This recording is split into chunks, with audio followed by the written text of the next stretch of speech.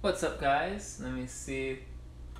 This should be going. Let me turn the sound off on this. So, if you guys have any questions, anything like that, in this live stream, you guys can comment down. I'm checking my chat just to make sure everything is going good. So if you guys have any questions, anything, like I said, anything you guys have. So we're going to be making a meal today. I'm going to show you guys this. Now, first off is I'm going to go over, when I make these foods, I'm going to go over everything. This is going to be a little bit longer one.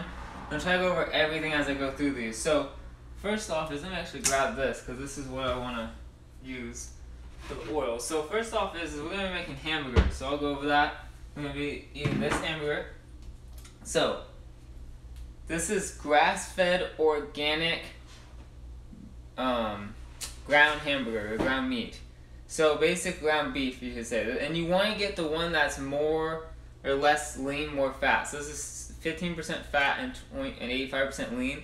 You want to try to get the most. So if you can get one that is 75, 25, something like that, or 80-20, you want to be able to get that. I don't know what the highest you can get is, but get the highest you can. Now, you want it to be organic. You want it to be, no hormones, no additives. You want it to be non-GMO if you can.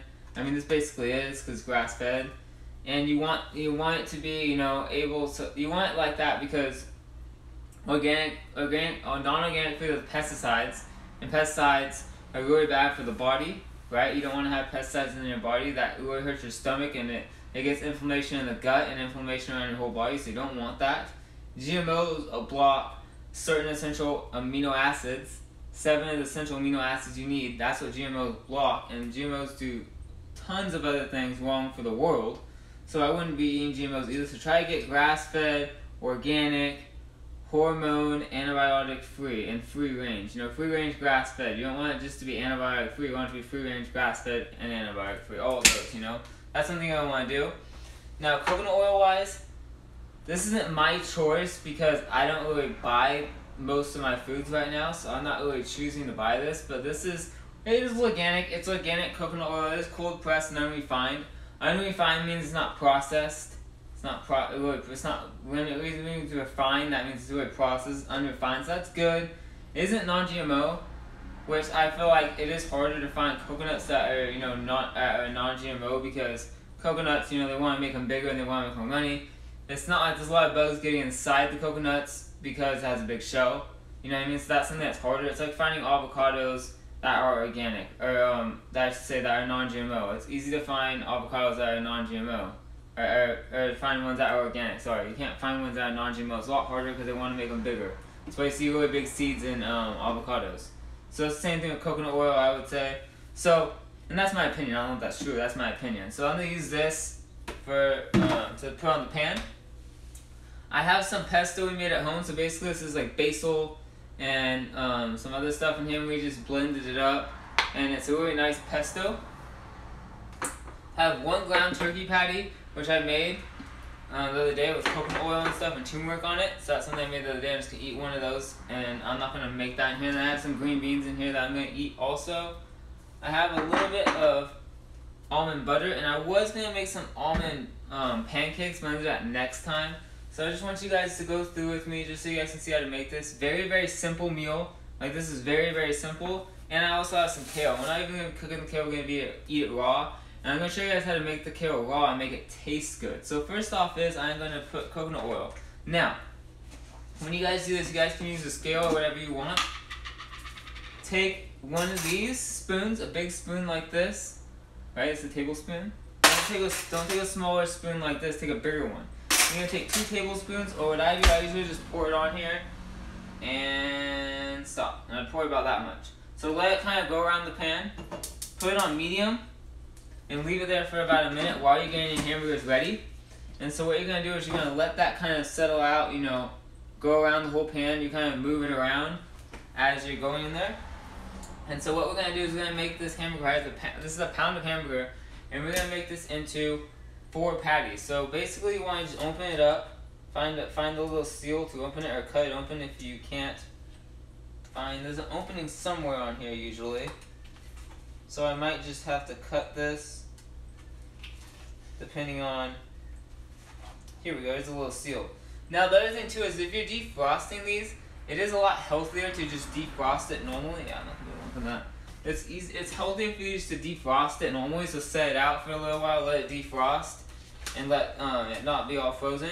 But you know, obviously everyone has a busy schedule. They gotta defrost things really quickly, and so one easy way to defrost things is obviously just to go and use a microwave. So that's something you can do. Microwave it, you know, defrost it. Because you don't want to cook it cold, because it takes a lot longer to cook, and I've had experiences in that. So make sure you're defrosting it. Now, before I grab this meat, you really want to make sure you're washing your hands from whatever you've done throughout the day. You know, you might have went and, you know, I worked with, you know, honey today, right? I worked with honey, something random. So maybe you want, you want to make sure you wash your hands thoroughly before and after you touch any type of raw meat. Just so you don't get any food poisoning, you don't get sick. Because that's not fun, having food poisoning and being sick. You don't want that. So I'm going to take this right here, take my hamburger I have right here. And all I'm going to do is, usually I just put my finger in the middle. Boom, find the middle of it. And then kind of just cut down the sides like this. Kind of cut down, you could use a knife. I kind of use my fingers to make like lines. So I can kind of see like, where the 4 is.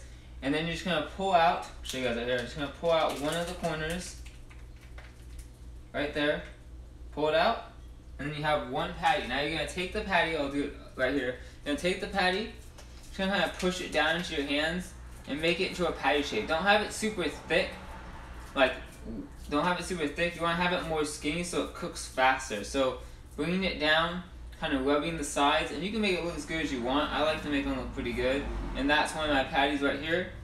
I'll turn this down now to about a medium low to low. So you're going to turn it in between medium, low, and low.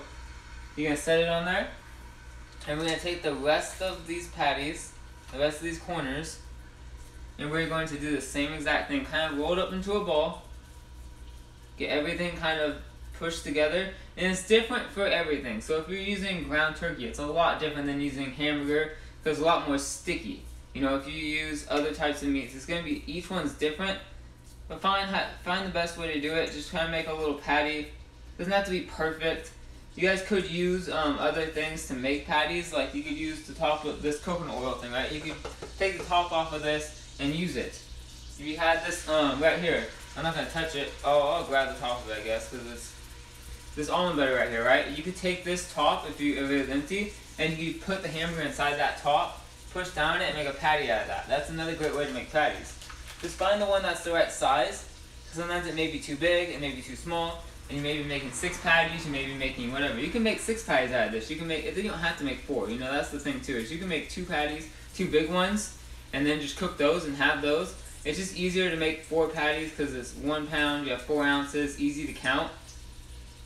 If you wanted to weigh it out and only make 3 patties and have 6 ounces, or 6.6, 6.6, 6.6, and have those be your meals, because I do sometimes eat up to 8 ounces of meat, sometimes just because I obviously going to start running a lot when I get back into running, and I work out a lot, and I feel like having that extra protein, it doesn't really maybe help me, but it helps me maintain my weight and not lose weight, because I usually can fast for a long period of time, and if I do, I want to spike my insulin just a little bit, just so I, am not losing lots of weight from. I know it's weird, you shouldn't do that on keto, but that's what I do. So there we go. Put those in there. Keep it on medium low. We're going to throw this away. We're going to take the top to it. Right here. Take the top to that. Put that on. And leave that there. Now we're going to wash our hands again. So you always want to make sure you wash your hands a good amount. Always make sure you're doing that. So we're going to let that sit for a minute. That's going to be the longest thing. Right now I'm going to grab my kale, and I'm actually going to grab a little bit of celery out of my fridge. I have a stick of celery too, because that really has good fluoride, and that's going to help me with my teeth. And my teeth are not the best. I'm grabbing one of my plates right here. These are my plates I use. I love these plates. My teeth aren't the best because for a long time now, I didn't brush my teeth. I mean, when I was a kid, I used to just I was just someone who didn't do that as a kid. I was like, whatever, it's no big deal. I was too lazy to do it. And so, the older I got, even when I got into high school, I still wasn't doing it. And I feel like if I go back now, I'm like, I was an idiot. But I wasn't doing it. And I got to the point where it was like maybe my junior or senior year in high school before I was like, even towards my senior year in high school, I was still like not doing that much. And everyone was like, you know, like no one even knew, but I just wasn't into that. And I went to my, you know, my dentist, and he was like, you know, you need to start brushing your teeth. I know you're eating healthy, I know you're doing these things, but you really need to start brushing your teeth. And so I was like, I gotta do this. This is my health, you know, part of my health. I'm eating some strawberries from my garden, and I started really diving deep into, you know, eating or brushing my teeth and, you know, stuff like that. And it's doing pretty good, but it's so hard to reverse what all the damage I've done for, you know, almost 20 years. So I started looking up things on, you know, what's really good for the teeth, and I figured out cloves is really good for your gums, and then eating celery. Celery is something that's really good for your overall teeth because it has lots of fluoride. And just think about celery. You can use celery to brush your teeth, right? You can use this to brush your teeth. You can literally do this and brush your teeth. Why do you think it has like? If I rip this off, right here, all these little things, you can use that to use it as floss. If you need to, you can grab celery, grab a couple things of celery, and use this as floss for your teeth. That's why celery is very good. So I do use celery for things like that, or not for that thing, but that's why I like celery. Now I'm gonna take some almond butter. Now usually I'll take like a tablespoon right here. Like one of these tablespoons, I'll usually take 2 of these and put it on the side. Take 2 tablespoons, boom, that's usually enough. And that's 1 serving. 2 tablespoons, 1 serving. And you think, oh, that's not that much, but almond butter is so thick, it will last. That's what I like about almond butter. It's so thick it lasts. Put this back in the fridge. Every time you're done with something, just throw it back in the fridge. Put it back away. Don't leave it out because that gets annoying. Then you have to, you know, find all that stuff. Now, since these have been cooking for a couple minutes, now I'm gonna kind of turn it to low. You start hearing it really sizzling in there. Kind of turn it a little bit lower, just so it's not sizzling as much. You want it to cook all the way through, because if you leave it too high, it's gonna burn the bottom of it. And it's not gonna cook the inside of it. So you want to keep it on a low heat. You can keep it on low all the time for everything you cook, and everything will cook really good. But it takes a lot longer, so you gotta kind of find it. When I cook eggs, I cook them on medium, because it cooks good with eggs, right? Now, done a little bit of these green beans. Basically, this is just cooked green beans with coconut oil on them. So this can get some more fats in for me. Oh, I just dropped that. Well, that's going in the sink. So I'm only gonna eat a little bit of these. I don't want to eat a lot of these green beans because it has a lot of coconut oil on them, and I already going to have a lot of fats. So I don't need too much more. That's enough. And green beans have like so many different vitamins in them, that like magnesium, and they have like potassium and just other vitamins that I really need. So I like to switch up my variety of vegetables. Always find something new that you're not having, you know, and throw that in there. Here's one of my turkey patties, and I have 1 of these and 1 hamburger patty. This has turmeric on it. Really good. It's just ground turkey. I love the taste of these if you put salt on it. It's good. If you don't put salt on it, it doesn't taste that good. So you always need to put salt on it. Always gotta salt it. Still a little bit no matter what. I'm putting a little more salt on it. It literally makes it taste like, yeah, like 10 times better. Put salt on that for sure. I'm gonna take my kale. Take just a little bit of kale and put it on my plate. And you want to be eating around 7 to 10 cups of vegetables per day, if you can. So, yes, you can grab a cup like this. You can grab one of these cups down here. And you can try filling this up every single day to right here, right? But the thing I feel like about it is like carrots, for example. I never cut up my carrots unless I'm cooking them. And I rarely ever cook carrots unless my family is doing it. I eat all my vegetables mostly raw. So, to say, you know, what's a cup of carrots? Hard to say because each carrot is a different size. Now kale, yes, kale would be easy, like green beans would be pretty easy. But the problem is like some vegetables, you know, it's like not all the way, like green beans for example, they're long. You know, celery is long. I have to cut it up and make it really short to fit it into a cup like that. So I don't really worry about that too much. I kind of just go off my instincts. And honestly, I've had days where I probably am eating, 15 cups of vegetables. I'm eating way up there. And then I've had days where I'm probably only eating, maybe 5 or, 3 cups or, it just depends. But I think my average, like, I would say this meal right here is probably going to be, the green beans is probably close to, that green beans I grabbed is probably half a cup or more, maybe almost a cup. And the celery is obviously up to almost a cup. For sure those two are a cup. And the kale, I'm probably eating 2 cups of kale right here, or maybe 3. 2 or 3 cups of kale, depending on how much I fit in on this plate right now. So I am eating a pretty good amount of kale. I am eating a pretty good amount of vegetables. This is I would say this meal is 4 cups. I would say 4 cups, which is good. That's enough, That's enough kale right there. Put this back in the fridge. And always, try to, if you're really trying to save money, a great way is to buy a scale, weigh your stuff out, and figure out what you need to be eating, for each meal, because that will help you be able to know, hey, I need to eat, I'm only going to eat, in a week, let's say you want to eat 60 cups of vegetables in a week, because you want to eat 2 meals, and you want to eat, roughly about 9 cups of vegetables a day. Put some basil on there. So you want to make sure you, do that. So now you got to weigh out your vegetables. So weigh out 4 cups, put 4 cups of kale out there and do it that way. That'll make it a lot easier for me. Right now, until I move, I don't have to worry about that, so I'm not really worried about all that stuff.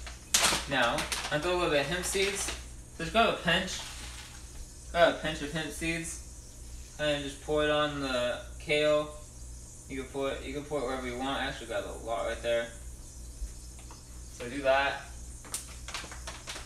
Wash off your hands, because the hemp seeds get stuck to your hands, especially when your hands are wet. Hemp seeds get everywhere.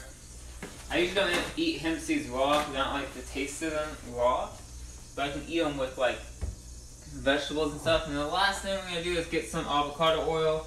I use about 2 servings, one and a half, 2 servings, depending on how much vegetables you have. If I have like a full plate of spinach, I'm using like 2 to 3 servings of this. But if I only have like what I have right here, like maybe a little bit of it, then I'm gonna not use as much. I'm gonna grab the salt. Where's that salt at? Grab the salt. Put some salt on this.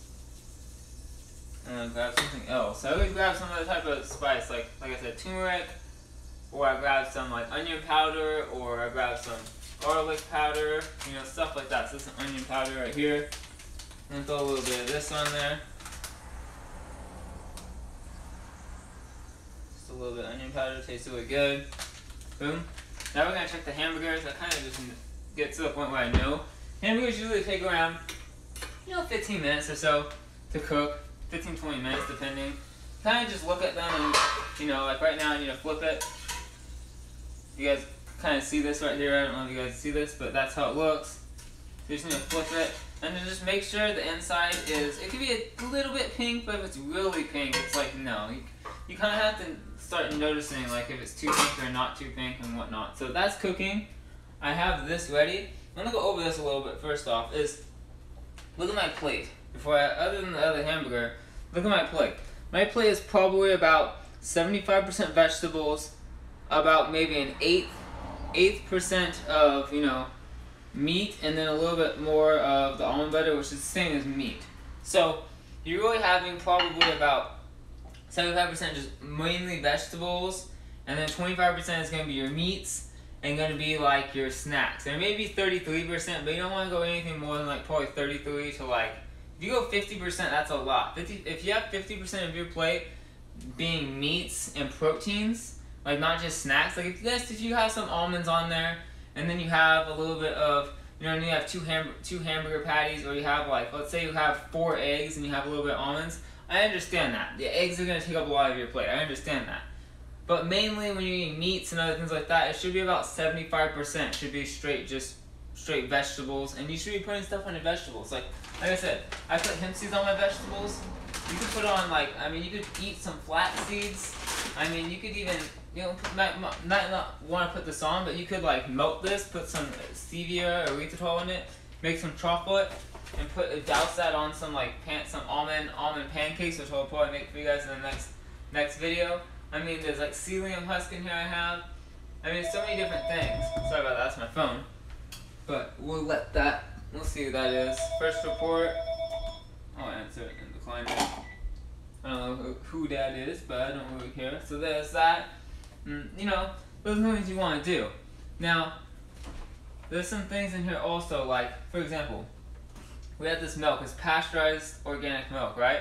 Well, it has a lot of sugar, a lot of carbs. That's something you don't want to eat and don't want to have on a keto diet. You gotta look at your fridge, look at some foods, look at the labels, you know? We have this pesto sauce. This is best pesto sauce, right? And it was like, ooh, this is no hormones. It looks good for you. It says clean ingredients, right? Simple is better, right? But you look at the ingredients, and like, what does it have? It has basil, extra olive oil, canola oil. Canola oil is bad for you. And then it has skim milk, cheese, and then it says may contain nuts, milk, tree nuts, you know, stuff like that. And it's like, you don't want that stuff because that stuff's not really healthy. Some of that stuff's not healthy for you. And you really gotta think about the organic, non-GMO, you know, because, like I said, you know, people spray, it's not natural. You gotta think of something that's natural. Just go back in time. Like when the earth was created, that's how it was supposed to be. It was created to be a certain way. That's how earth was created. Most people think earth was just created and like there's no certain way of earth. But there's a nature to earth that's the way it's supposed to be. That's what they're supposed to be doing. Animals are supposed to eat these certain foods. If you look at animals that are carnivores or herbivores, they eat these certain foods and that's what they're supposed to eat. Humans are supposed to eat certain foods and we aren't. Some people say, vegans do say we're herbivores. I think that we can eat meats and I think meats are okay to eat, but I think limit your meats. I think limit them. I don't think you should be eating meat all the time. I eat meat almost every meal, like not red meat, but I eat, you know, I guess I eat eggs a lot and stuff like that, but it's like I think limit how much of that you're doing. But I think overall it's that we're trying to eat plant-based, you know, how nature is supposed to be grown. And throwing pesticides and GMOs and all these things into it is not how it's supposed to be made. And that's not going to help the body, and that's not going to help you be the best version of yourself. So you want to be able to, you know, make sure that when you're eating and when you're doing those things, I'm going to check the hamburgers right now, they're almost done. Still a little bit red in the center. When I get close to the end, I kind of cut them open so they cook faster. So there we go. So you want to make sure that you're eating organic, whole, you know, real foods. Because if you go into the store and you buy some spinach, right? Or you buy some, you know, zucchini. Sometimes they put food coloring on it. Sometimes they put all this stuff in there. And it's like, how would that stuff be good for you? And the biggest question, I made a whole, what's it called, motivational speech on this. The whole question I always ask, you know, is that, what is it good for? Is it helping you? You know what I mean? That's the question I always ask. Everyone's always like, well, that's not bad for you. But it's like, is it good for you? You know? Having food coloring, yeah, that's not bad for you, but is it going to help you? Is it going to make you faster? Is it going to make you stronger? Is it going to help the inside of your body? Is it going to help inflammation? No. So that means it's bad for you, because either it's bad for you or good for you. There's no line, right? There's no line between this is good for you, this is bad for you. There's no line in between, like, this is just decent for you. Now, if you've been eating it your whole life, like let's say you've been eating potatoes your whole life, right? And potatoes aren't good for you because you're diabetic, or you need you eat too much carbs, so potatoes are bad for you. Or butter, let's say butter upsets your stomach, but you've been eating it your whole life, so you're not used to it upsetting your stomach. Yes, it's still bad for you. Yes, you may be able to do the same things you've done before because you're used to eating that. You've eaten that your whole life, so you're used to it. So yes, doing push-ups, you may be able to do the same amount of push-ups, right? But if you stop eating it because it's bad for you, you may be able to do more push-ups and be able to run faster times and be able to lift heavier weights because now your digestive system and your whole body feels cleaner because you're not doing that. So to say something is not bad for you means it has to be good for you, right? If they say it's not, is this bad for you? Say yes, it's either bad for you or good for you. And if it's not good for you, then it's bad for you, right? There's only two things. It may only be a little bit bad for you, so you may eat, like for example, I may eat butter. It may only be a little bit bad for me because I'm maybe a little bit lactose intolerant, but it's grass-fed butter. So it may only be a little bit bad for me, but it's still not good. It's still not good. It may only hurt me, 1%. But let's say I go eat McDonald's. That may be really bad for me, so it hurts me by like 90%, I have a certain percentage of how much I'm going to feel bad from it, I may not feel bad from eating something that's bad for me. You may not even feel bad because it's so low, but it is bad for you. So you got to figure out what foods upset your stomach, what foods, you can and can't eat, and then you start figuring out, the foods you can eat, and you start figuring out ways to make healthier options. Like I'm gonna show you guys, like I said, I'm gonna show you guys how to make almond pancakes in my next live stream. Basically just almonds and eggs, and I'll show you guys how to make it. Super simple, tastes really good. And I'll show you guys how to make some chocolate pudding also to put on it, or chocolate syrup to put on them, and it tastes really good. But it's like, how can this be healthy? Because all it is literally just almonds, or almond flour, which is just almonds, eggs, and then cocoa powder with some stevia and erythritol. It's like, that's so easy to make, only 4 ingredients, and people think it's like so crazy, and some of it tastes better than like, you know, normal foods that they make out there, processed foods. So it's like, kind of have to find, you know, the way. So I think these are about done. Let me see. Yeah, almost done. They have like a couple more minutes. I usually cut them open at the end when I'm like, once I flip them once, I leave them in there for a couple more minutes, and then once I feel like they're almost done, I'll cut it open and see if they're open, if they're done. And if they're not done, I cut all of them open. I just put the little spatula inside there, cut it in half, because it'll cook faster, because the inside is the part that's not really cooking, so that's how I do all that, you know. And I know everyone's like, how are you not eating that meal? It's just sitting there and everything like that, you know. I gotta make this, I'm making this live stream. I don't really want to eat while I'm making this live stream, so I'm kind of just talking to you guys about a couple different things.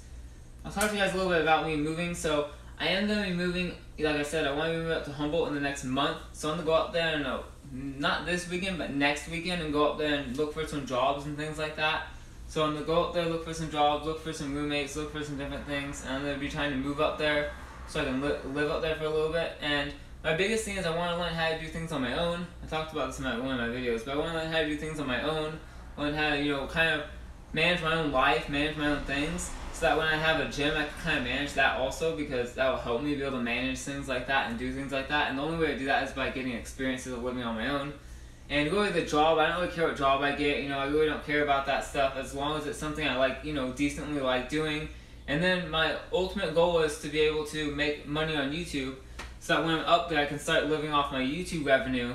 And then once I start living off my YouTube revenue, I can kind of go from there and figure out what I want to do next with building up clients, and, you know, opening a gym, and where I want to open it, and, you know, what I want to do as of that. I am still making my website. My website's coming up probably in the next couple of weeks. I'll have it up. I just need to add a couple more products. So I need to add another shirt on there.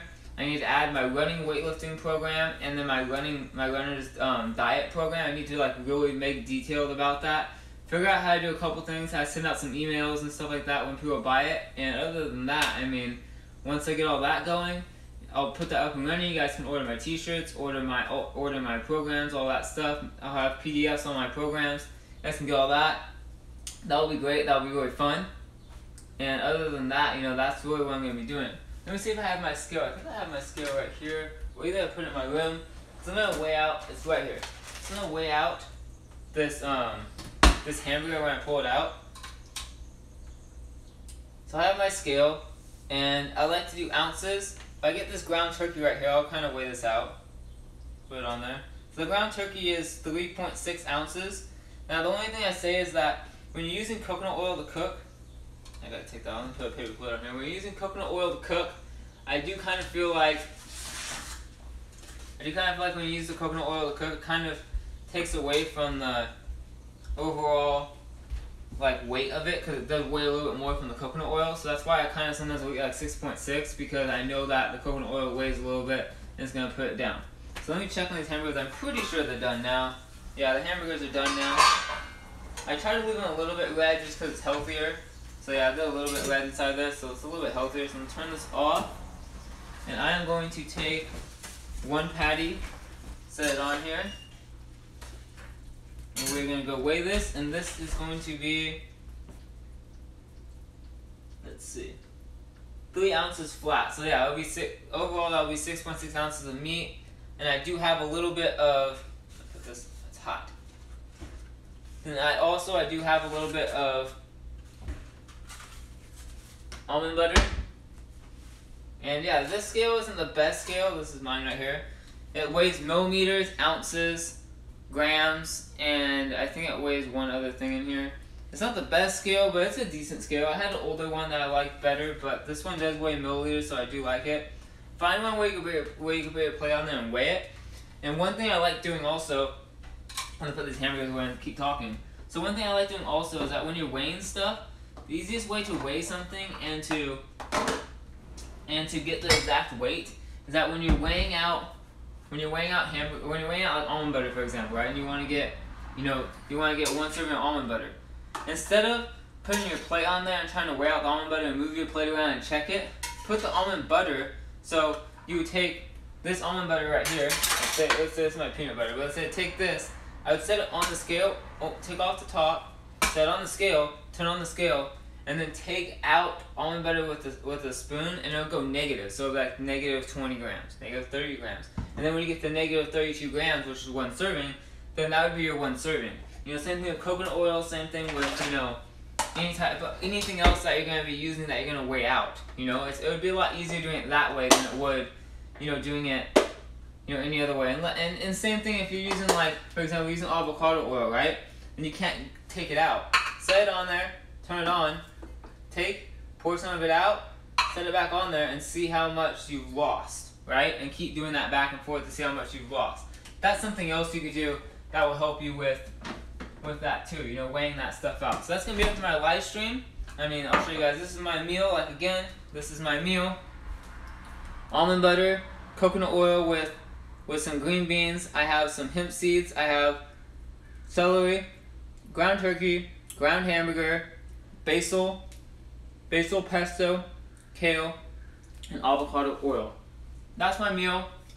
Fat-wise, I would say probably, almond butter's 17 or 20, I would say. Probably 20 for the hamburger, 20 for the ground turkey. Somewhere in that range, it's like 60. Coconut oil, probably 80. It's over 100, probably over 100 grams of fat. This is one meal. So, hope you guys enjoyed this. If you guys did, please give this a thumbs up. Click the links in the description.